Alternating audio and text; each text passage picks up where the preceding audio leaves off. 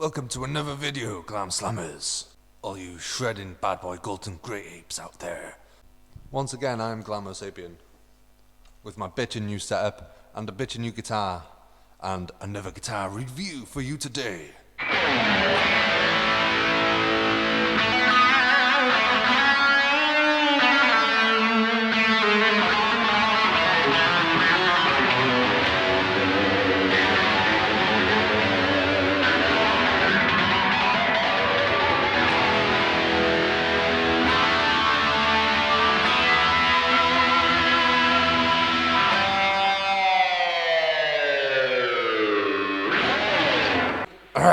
Oh, I better turn the reverb down on the amp.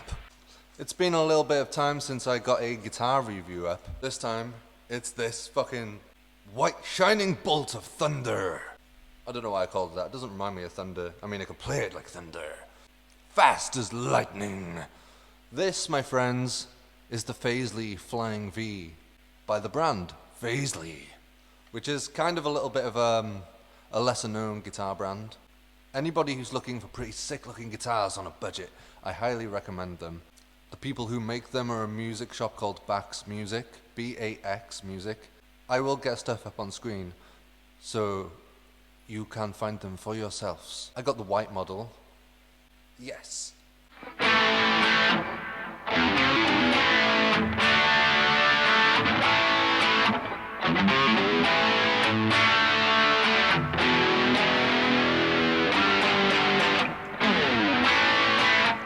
I've probably beaten Iron Up Flying V's for a lot of my guitaring life. I mean, they are one of the coolest fucking shapes out there. And I decided to go with a white one. Like, I have my own aesthetic influences too, and I have my own aesthetic ideas in my head. And a white Flying V just stuck out a little bit more. They do have a black model, but I think this would stand out on stage a little bit better. You know, I mean, if you're on a dark stage, black's gonna kind of blend into everything. And I even decided to go ahead and wear one of my studded leather jackets, because you can't wear normal clothes with this thing. The bandana helps too. If you're gonna play a fucking sick ass shape like a Flying V, you've gotta look cool. I'm sorry, if you're dressed like, you know, even somewhat casual, it just doesn't do the same shit. I tried playing it with my denim and looking at myself in the mirror, and it just didn't look as good. So I guess some of my influences for having a white Flying V would be guitarists like Michael Schenker from his UFO days. I'm a big early UFO fan. KK Downing from Judas Priest. Carlos Cavazo from Quiet Riot. The dude from Anvil. The dude from Diamond Head. Great, awesome, cool looking white Flying V players. I know some of you are expecting to say James Hetfield. But no, I never, just my taste, never big, massive like inspiration or influence from the Metallica guys for the kind of guitars I go for. But I suppose, like, just for you.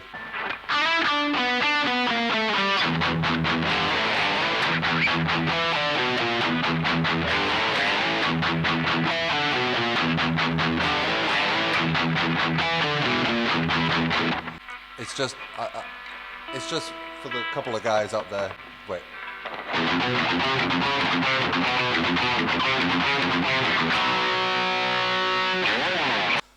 This review, it's not my amp mic'd up or anything like that, so you're not going to get a really, truly super authentic tone of what this guitar might sound like through an amp.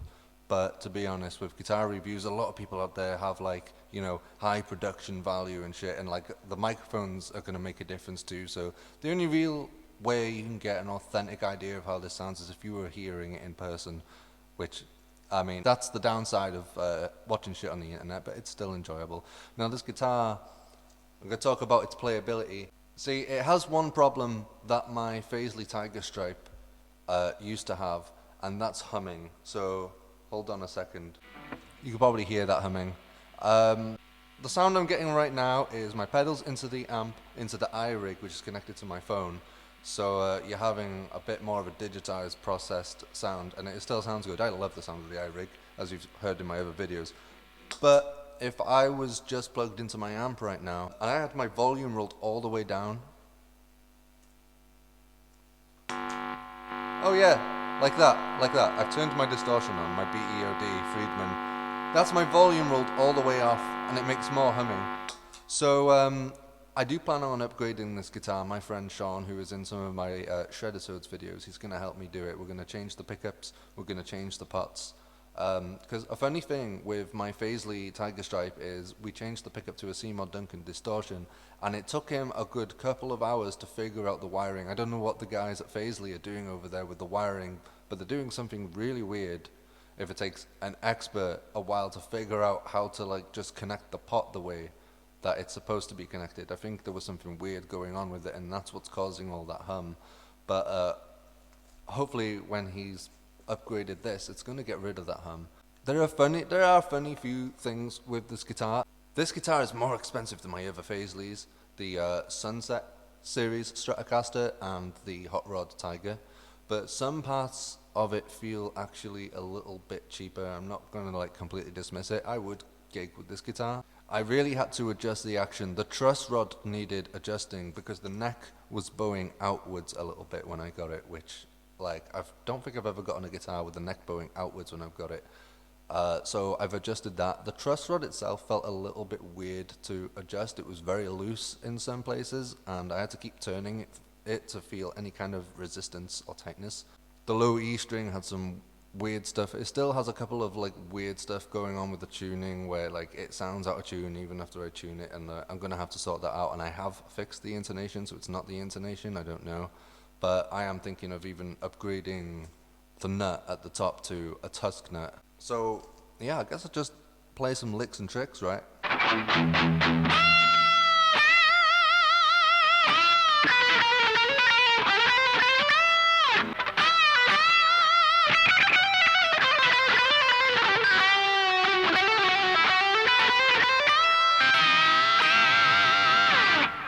My hands are a little loosey-goosey.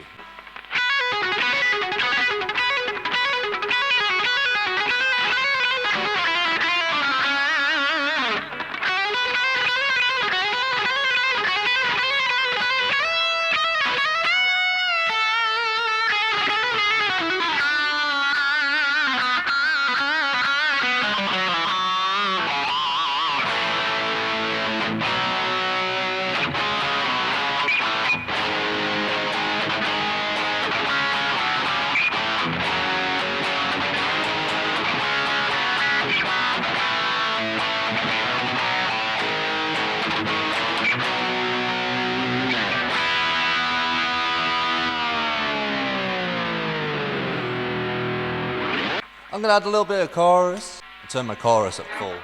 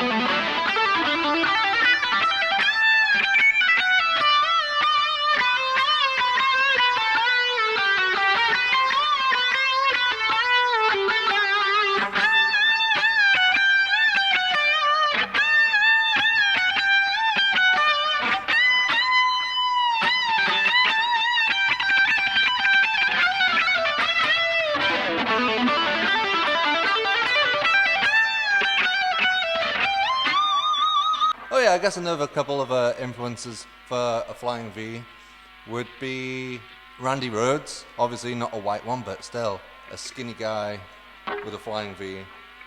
Looked really fucking sick. Graham Oliver from Saxon played a flying V a little bit too in like the early-ish days. Oh lord! Let's see, how about Diamond Head riff?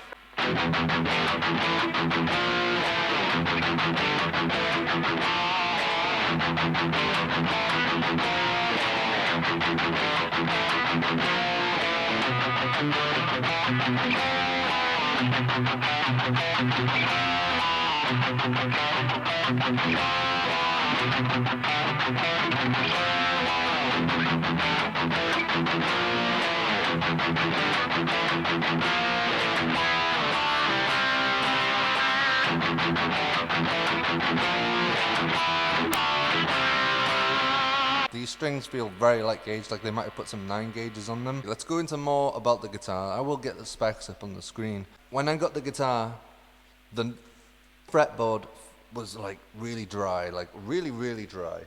I think the oils from my fingers have actually lubricated it up a little bit and given it some life. And I did want to put some conditioning oil and lemon oil onto it, but I'm kind of a cheapskate. And I don't want to waste the strings that are already on here, you see, so I'm going to just wear them out from playing them to shit until they're gross and nasty. And then I'm going to put some better strings on there, probably some Daddario NYXLs or something. And when I do that, I'm going to put some conditioning oil on the neck. But yeah, it felt very dry. I can actually see some very tiny, insignificant gaps in the frets here. They don't do anything to my playing or anything like that. I don't really think they even affect the guitar too much, which is good. Other than that, it's pretty sick. It's pretty sick. There's no real issues with it. There's no weird dodginess. Yeah, the gold hardware is a nice touch. I mean, like, I would have been tempted maybe if it had been chrome hardware, I would have ended up changing all that to black. I think I'm gonna go with gold, and the pickups I'm gonna get, they're gonna be gold too. Gold covered humbuckers. Now let's do the Gary Moore test. Oops. The Gary Moore test.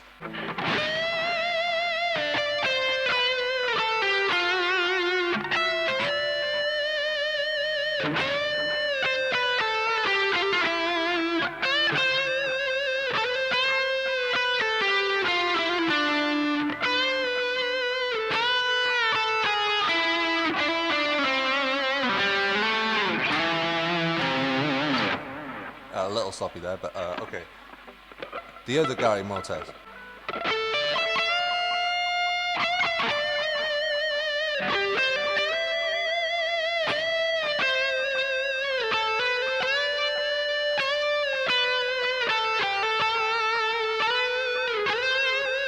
You know, I kind of like the tone of these pickups generally.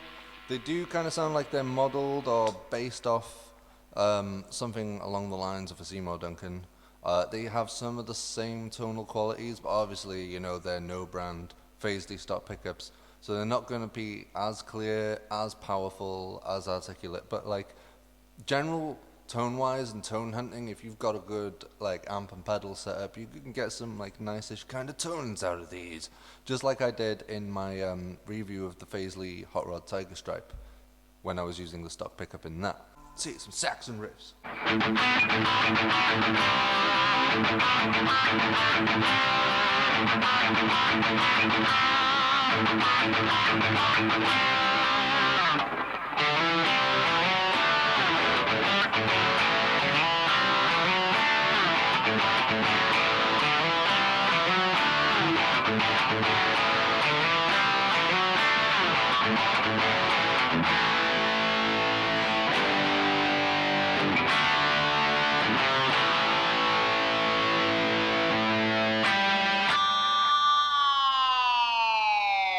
Let's see, what else?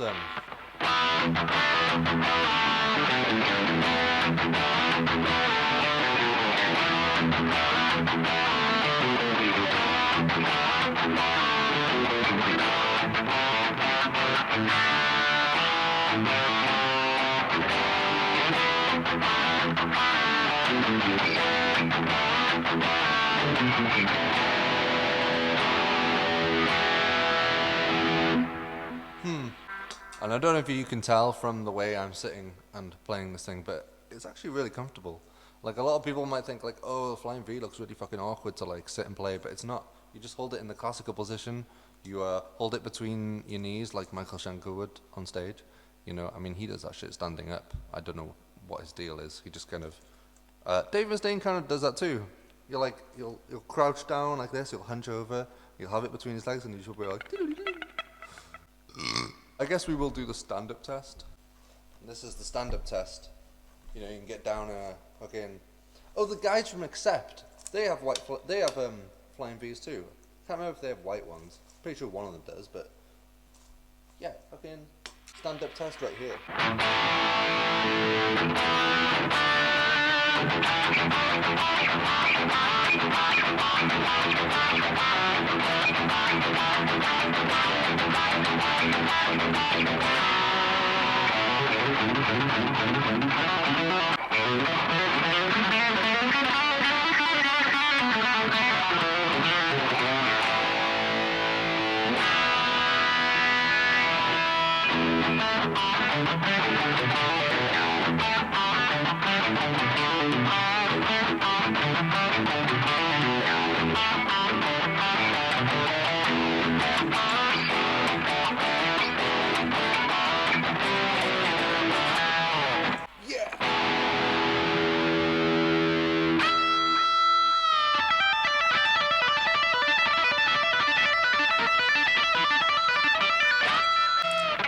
See, the problem with this jacket is my studs are kind of hitting the fucking thing.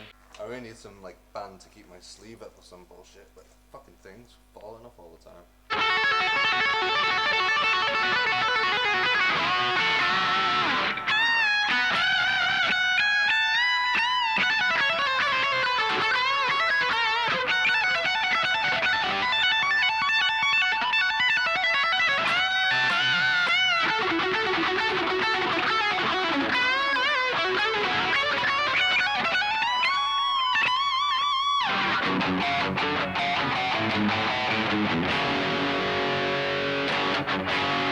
Forgive some of my slop.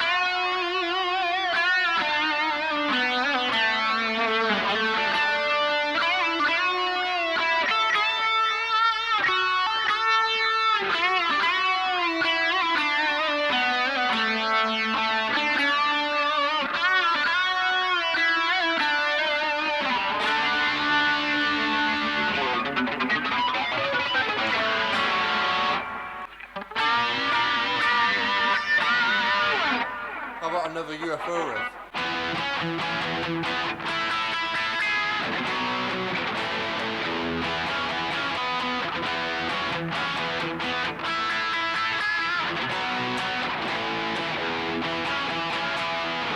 How about a Quiet Riot riff?